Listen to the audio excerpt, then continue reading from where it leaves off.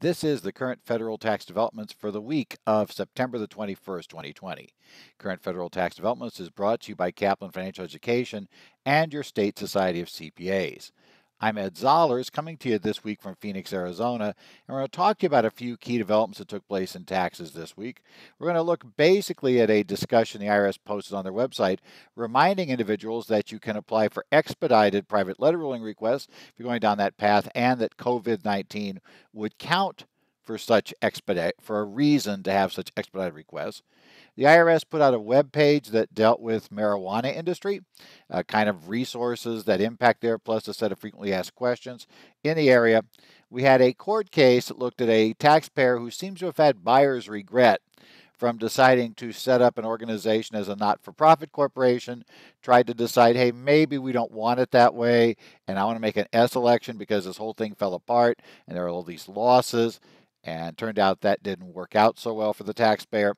We have a couple of draft forms as well. We have a draft of the form that will be used by the self-employed to apply for their sick pay from the Families First Coronavirus Relief Act, and the IRS did finalize the form that's going to be used to amend prior Form 941s.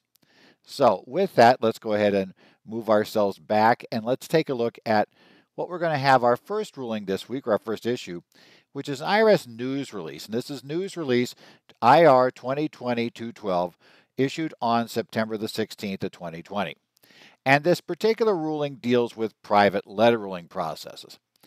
The IRS is somewhat aware that because of COVID-19 pandemic issues, some taxpayers may have issues that need to be ruled upon that may be more time sensitive than normal. Now, as we all know, remember, the private letter ruling process does always involve user fees, or basically normally will involve a user fee. So it is not something to be undertaken with little reason, but there are cases where you want it. And so the IRS said, if you need a private letter ruling, Revenue Procedure 2020-1, which basically just copies what had been prior versions, number one every year of the revenue procedures is the one that tells us how to deal with the private letter ruling process for that year. But Section 702.4 of the ruling tells us about how we can ask for expedited requests. Now, the expedited request is made in writing, right? It's got to be accompanying the letter ruling request. They need a factor outside the taxpayer's control, generally for this purpose, and we need to obtain this quickly to avoid some serious business consequences. They do remind you that you should basically submit those as quickly as possible because obviously, first thing is you might not be approved, but secondly, you need it quickly. It's helpful to get it in quickly. Now, one of the nice things about this particular news release is they tell us that the COVID-19 pandemic is going to be considered for these purposes a factor that is out of the taxpayer's control. And that's going to be important because that's something we have to show before we can go for it. Now, there are going to be certain other issues, and we do have a revenue procedure, which is on 2020-1. Let's see, notice I say 2020-1, gives us more information on filing and other issues about how to do this. So we get this particular issue. It does tell you specifically how you're supposed to label those things, including labeling it as expedited handling as requested. See page X of this letter so they can explain what's happening. You do have to pay the fee ahead of time. For that reason, it probably is best for the taxpayer to have had informal conversations with the party you're going to submit the request to. Normally, they can tell you if you have a chance at all of getting a ruling you want, and I suspect they also will tell you if your situation is one where they are likely to approve expedited processing.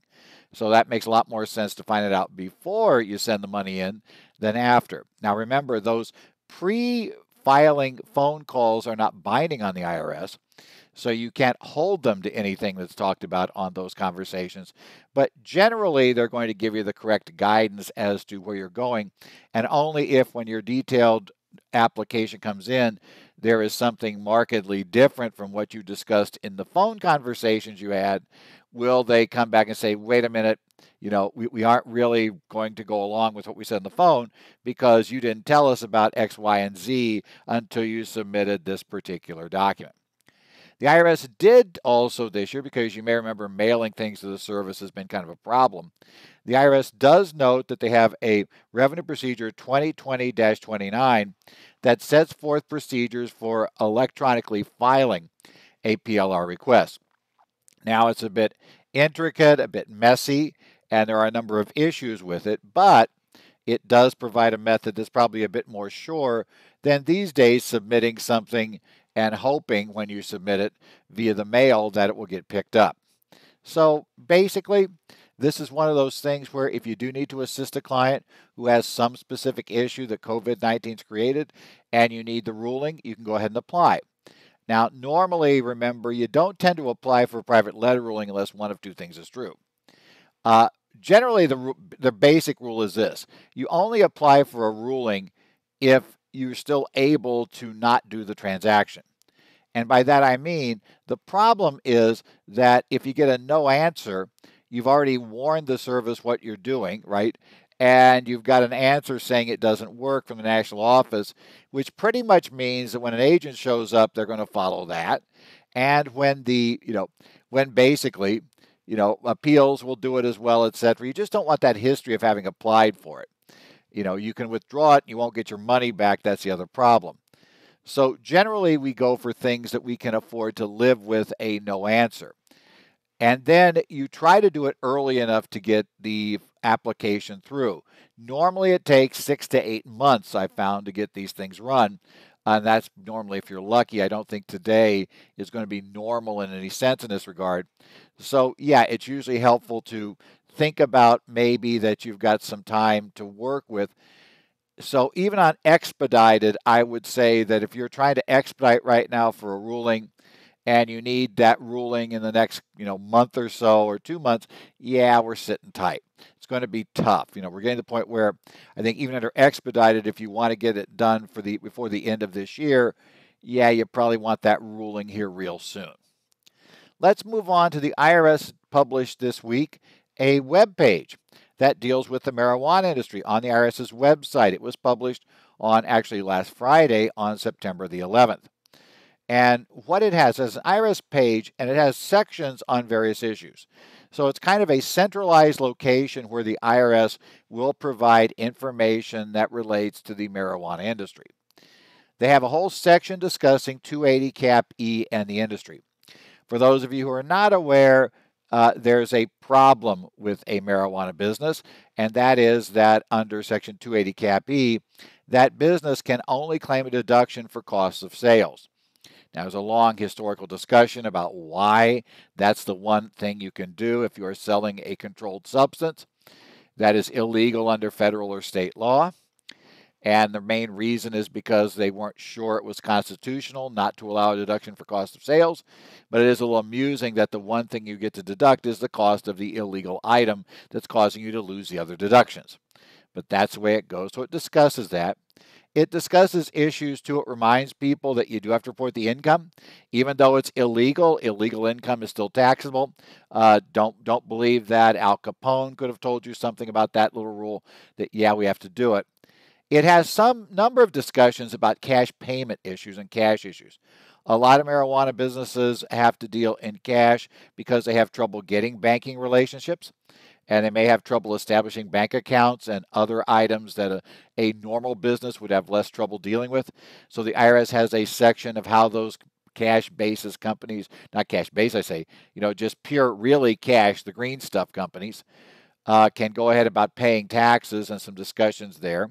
They remind them, too, though, that since they're a cash payment structure, if they get over $10,000 in payment in cash, they need to file the reporting form, and they have links back to the form to report a payment of more than 10 grand. Now, I suspect that may not often be something that you'd see if you were just a simple dispensary, that you're going to be selling it in excess of 10 grand.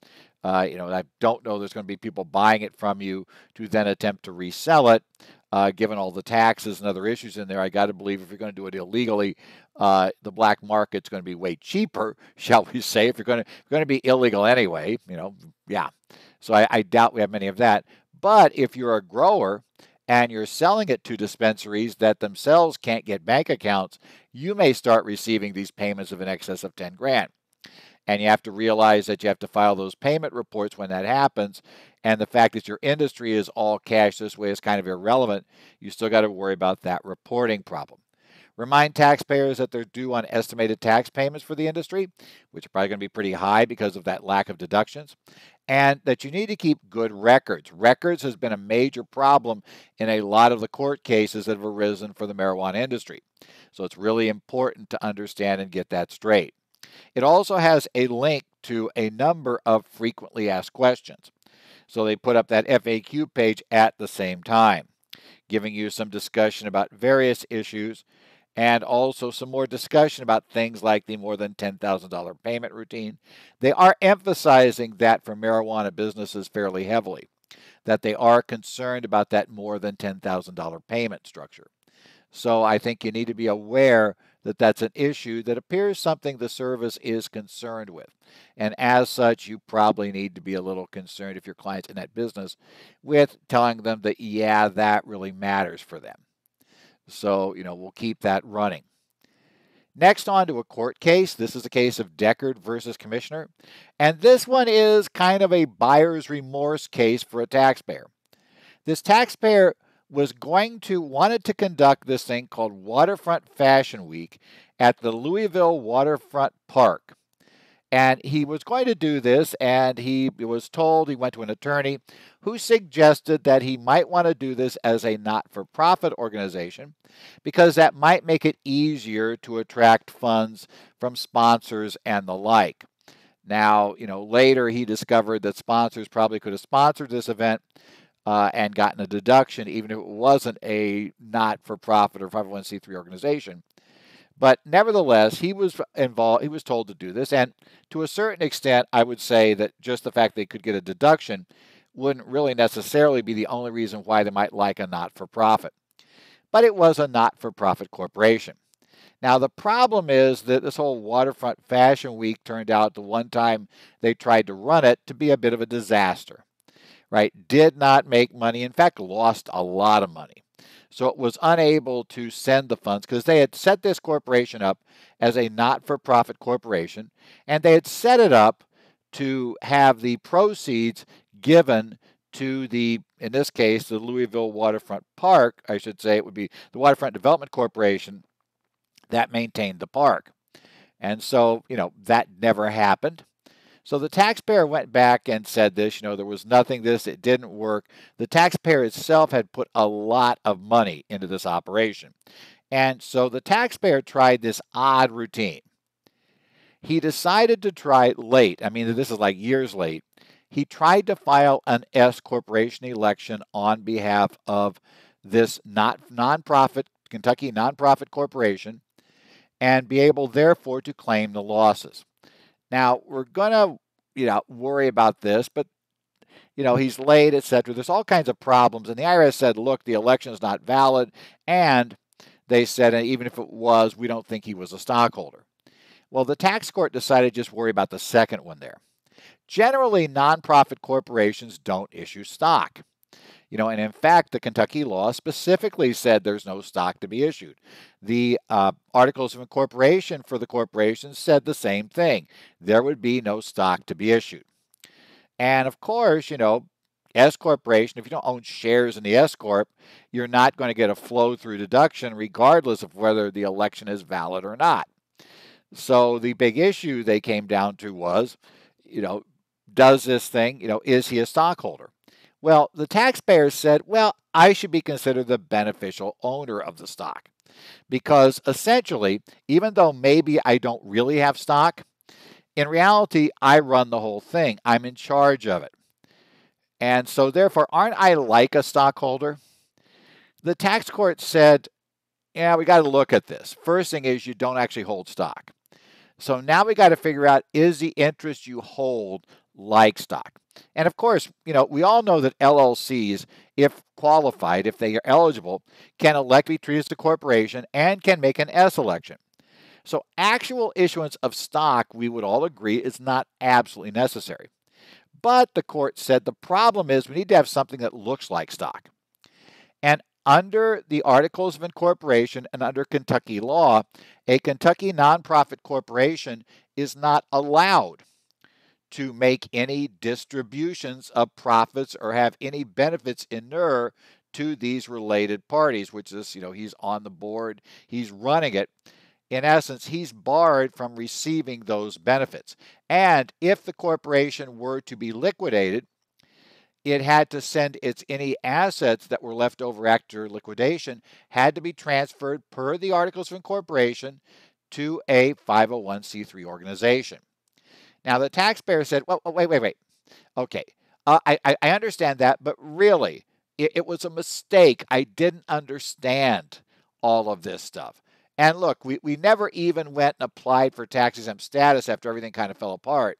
We never even completed that. We didn't go forward.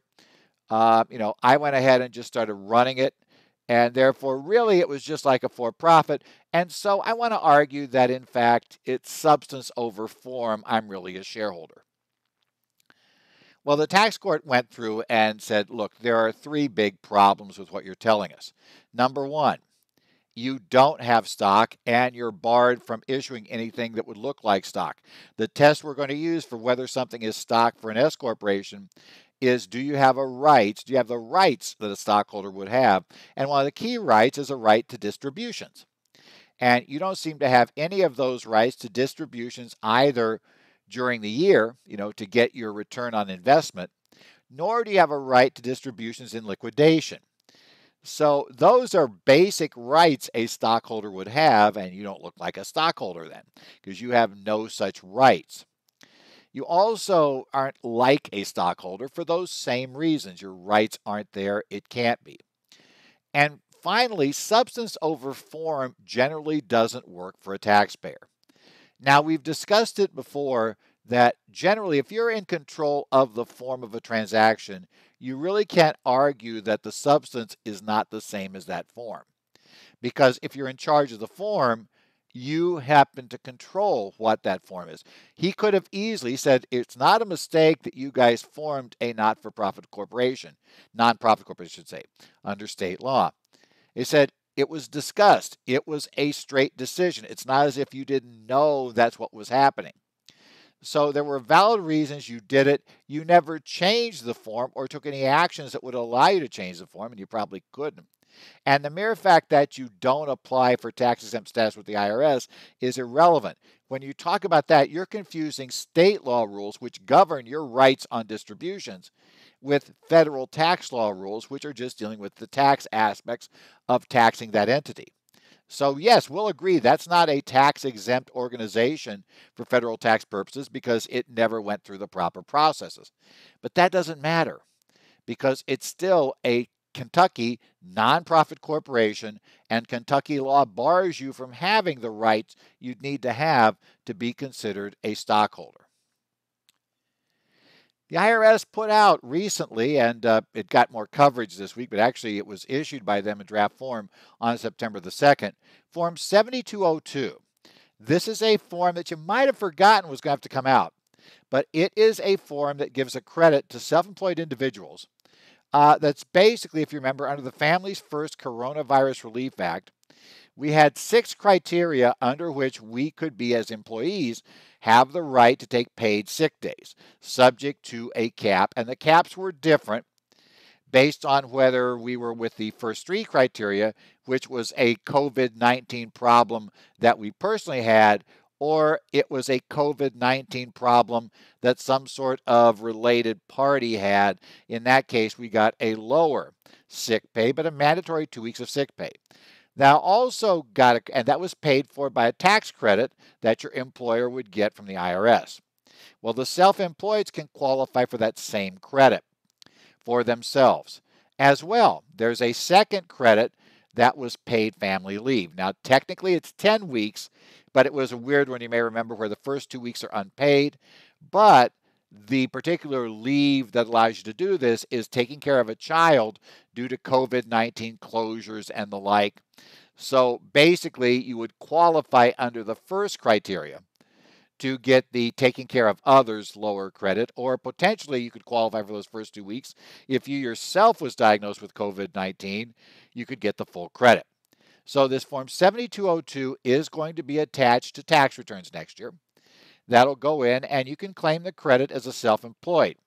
Right now, you do have to reduce the amount that you can get. The max amount is reduced by the amount that your employer has paid. So if you had a job and you were self-employed, you can't go over the overall maximums for what you could get for the credits. And there were maximums for each of for the sick days, whether you were in the first 3 categories, second 3 categories, and also then a maximum for paid family leave. Those maximums are reduced by that. The other thing to remember, and I think this is going to be the biggest problem some of us are going to have with our clients in this area, is remember, it is a requirement that the taxpayer must show they were unable to perform services to get the credit. That's going to be an issue that clients have to understand they have to be able to demonstrate.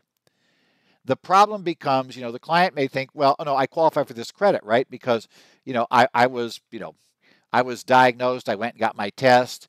My test said I have COVID-19, so I just get the credit. The answer is, well, not really. That's part of it. That demonstrates part of your qualifications. That's good.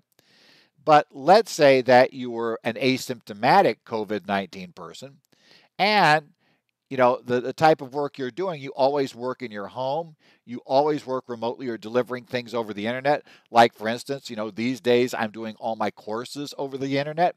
So let's say I was self-employed doing these CPE courses. If I was diagnosed with COVID-19 and I was asymptomatic, which a good chunk are, I would have to isolate for 2 weeks, fine, but I could isolate and still do all these things I do to do courses. That wouldn't change anything. So bottom line, your client's got to document. And the problem is going to be your client's got to understand the IRS will go check and see, for instance, if I were, let's say, CP instructor trying to do the same thing, the IRS can check and see if I had courses scheduled, right, during those 2 weeks. If I had courses scheduled that I gave during the 2 weeks, clearly I was able to perform services. So they'll check for various things like that. If you billed for work performed during those 2 weeks, well, you're performing services. So remind clients, it's not just you get it automatically, you get it if you qualify. Now the form looks like this is the form. There are 2 parts to it, part 1, part 2. Part 1 is the sick leave. That's the 6 categories, and it goes ahead and works through that computation. Now that covers those issues. The second category is the one that is the family leave, which is when the most likely reason for qualifying for family leave is that you have a child who goes to school and the school's shut down, right? Or is doing all this, work, is just like teaching from home routine, or in a daycare shut down, those issues. So this could qualify a credit for that. But again, I got to remind you, remember, you've got to be able to show that at least to some extent you were unable, right?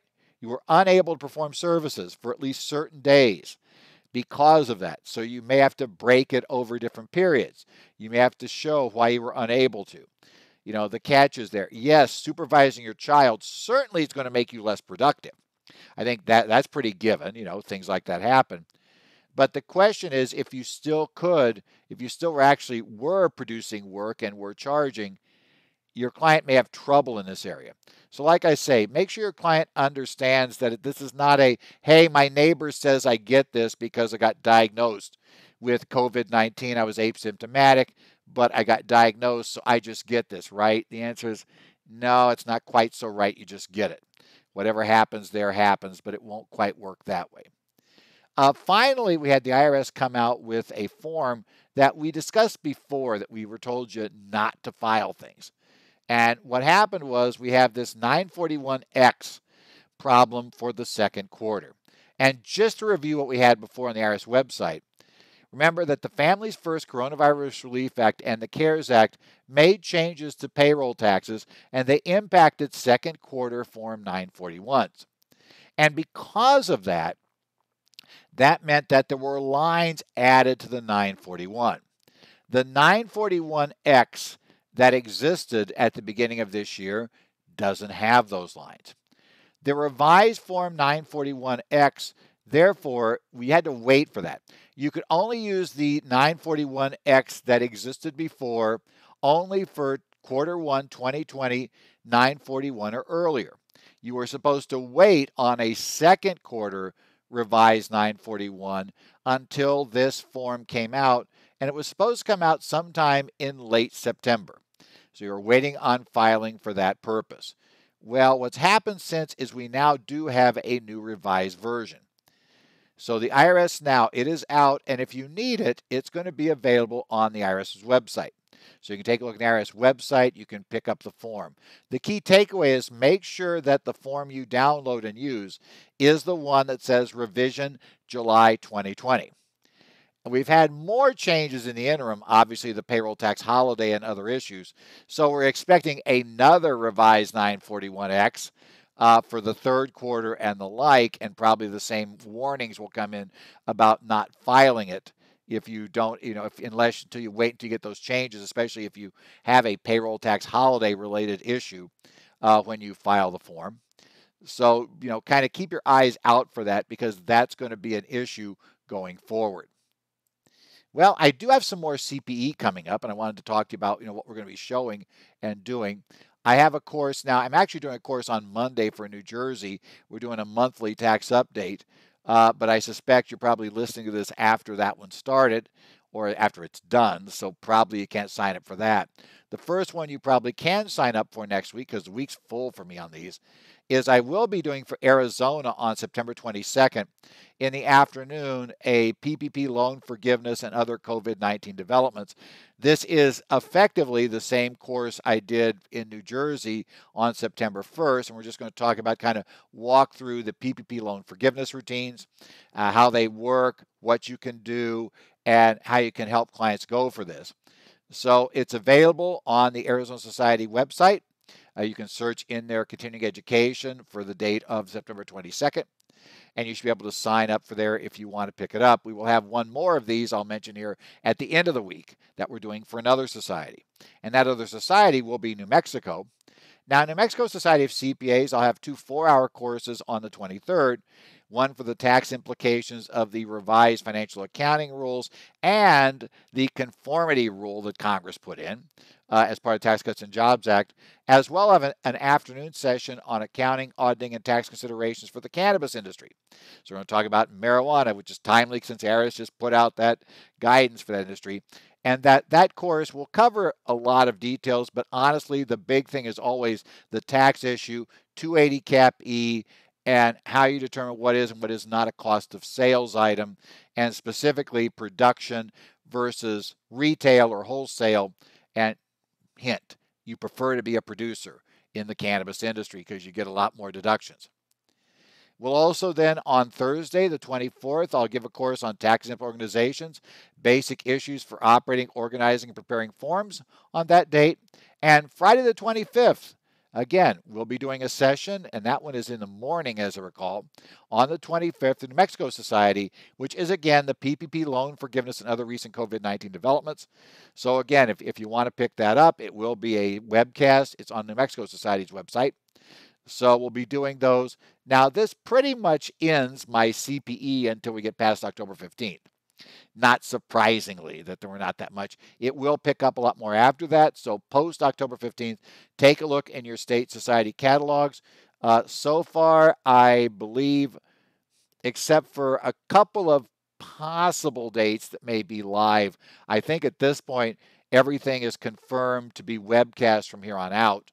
There's a couple of chances that a couple of courses may still turn out to be really live, but like I say, I'm not sure I'm holding out a lot of hope in that area.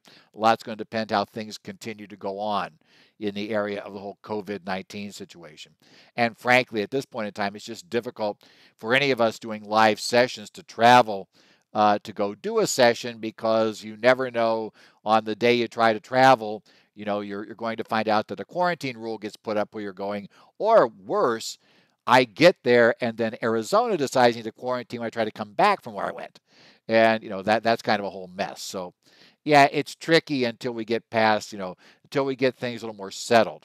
But generally, the good news about all of that is it does mean that almost all these courses we'll be doing are available wherever you're going to be, because we'll be able to do it on the webcast. And we are trying to work these out to try to be a little better, more interactive, and more structured in that event. And remember, these state society courses generally are going to be pure live courses, meaning that you will be interacting with me in real time. And during the course, I can respond, which is, I think, a lot more helpful than cases where, we're having to go with a rebroadcast scenario where you end up having to deal with things in terms of texting messages back and forth. So again, take a look at that. We'll go. This has been the current federal tax developments for the week of September the 21st, 2020. You can catch our updates online at currentfederaltaxdevelopments.com. You also can send questions or comments to me, edzollers at currentfederaltaxdevelopments.com. My Twitter handle, at edzollers, and I post updates there. I do follow the Connect sites for the state societies for Arizona, Illinois, Minnesota, New Jersey, and Washington. So if you have issues and you participate in those sites, you post there. I will, if I see your message and I think I can add something, I'll try to step in on those. I also check in every so often with Cal CPA's General Purpose Tax Talk group, which is open to CPAs across the country. So everybody's open and available. Well, like I said, it's been an interesting week. I don't know if we're going to have a tax bill or not coming in. We saw a little movement as if the whole issue about some sort of relief, a new COVID relief bill might be passed before the election. I'm not holding out a whole lot of hope, but there was at least some movement this week. So we'll see if that happens. And if it does, we'll try to keep our eye out for what's going on. But otherwise, have fun. We're heading toward now the trust deadline, trust and estate income tax return deadline on the 30th of September. And then obviously the big deadline on October 15th. So hopefully you get your rest, take care, don't get too stressed, and we'll see you next week. We'll talk about what's been happening for further current federal tax developments.